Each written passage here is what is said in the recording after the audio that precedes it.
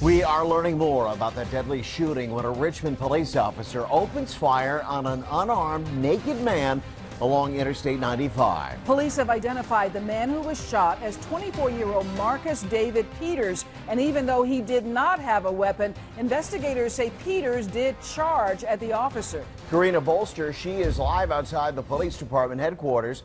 And Karina, is there any information on the officer who opened fire?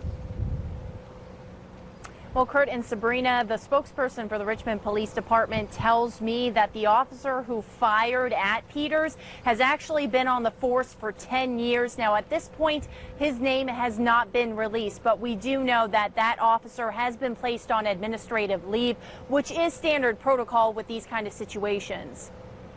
Tonight, police don't know why Marcus David Peters was naked, nor do they know what he was doing on Interstate 95 in the middle of rush hour. What they do know is that Peters was involved in a hit and run at West Franklin and North Belvedere streets. He refused to stop for police, where he then drove away from officers. Officers followed him here to the on-ramp of I-95 North, where he hit two other cars. He then got out of his car and ran onto the interstate naked. A perspective where a person acts in very unusual ways immediately begs the question, why? Is it a mental disorder? Is it a drug disorder? Is it something that is just totally unknown before?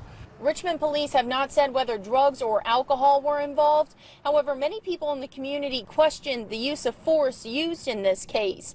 Police say Peters ignored the officer's instructions. They say the officer used his taser when Peters started charging at him, but it didn't work. That's when investigators say the officer opened fire. Police officers are taught to stop the aggressor. And when you are that close and things are moving that fast, the ability to shoot someone in the knee or shoot a gun out of their hand is virtually impossible. Police say Peters did not have a weapon, but Police Chief Alfred Durham said in a statement, "Our officers do not take the use of deadly force lightly. I think it's important to remember that being naked does not remove a threat." An unarmed person does not necessarily mean that you cannot be killed by an unarmed person. I've seen cases where officers have been strangled with the bare hands of a suspect. Now, the department's force investigation team is reviewing all of the evidence in this shooting, including videos, photos, and body cameras, specifically of that officer who fired his gun.